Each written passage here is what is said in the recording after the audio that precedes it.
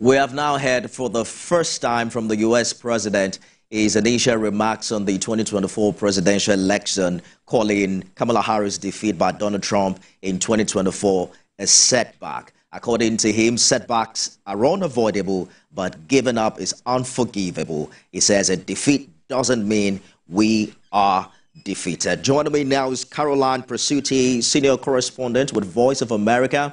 It is certain, in addition to what Kamala Harris has said, that this administration is open to a peaceful transition to the new government. But considering the kind of enmity that we've experienced prior to this election, do you think this is some kind of a very unlikely experience or pictures that we're going to be seeing in the coming days? We are being guaranteed a peaceful transition of power from both sides.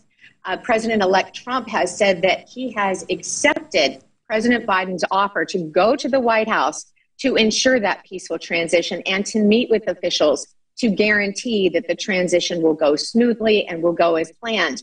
Then today, as you mentioned, President Biden, speaking from the Rose Garden just about an hour ago, he spoke for 6 minutes and some very interesting comments from him, including the fact that his staff and cabinet members gave him a standing ovation with sustained applause and cheers at the very top of his statement.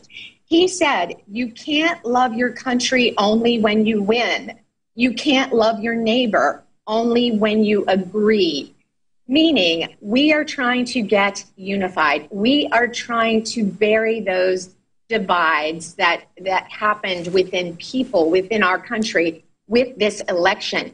We also heard President-elect Donald Trump talk about unity in his victory speech at the convention center here in West Palm Beach.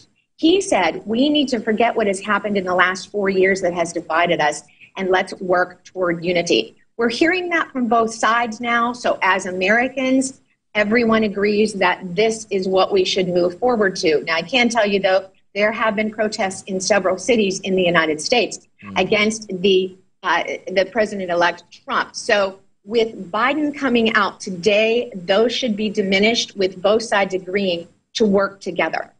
Well, the Democrats have also reminded us of that President Trump tried stalling the transition process when he lost the first time, and that this is perhaps an improvement on what transpired then. Quickly, if you can, what kind of relationship do you envisage between the U.S. and Africa under the Trump administration, recalling his shithole comment some years ago?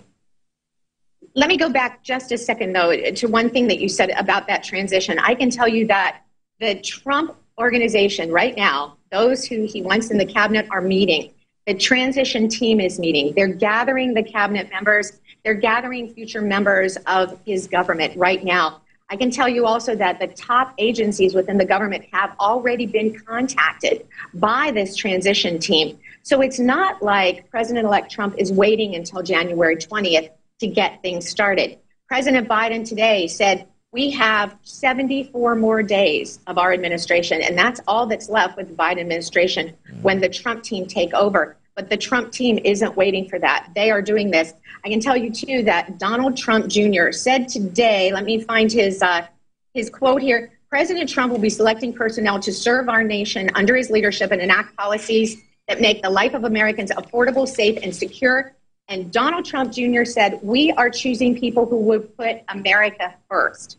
So they are choosing people who embrace their philosophy of America first. You know, Donald Trump has said he's going to impose tariffs on foreign countries. He's going to stop imports. And he wants to start us being more a manufacturing country, dating back to how many years ago when we really had a boisterous manufacturing industry. He wants to bring that back. So that sort of lets you know his foreign affairs philosophy. He's also going to pull us out of foreign wars. He doesn't want to give money to Ukraine anymore. He wants that to be a loan so that they have to pay it back.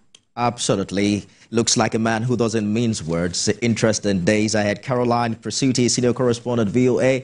Thank you for talking to us. Sure. Glad to be with you. Well, that's our program today, everyone. You can watch it again at midnight and at 6 a.m. tomorrow. I am Nifemi Oguntoye.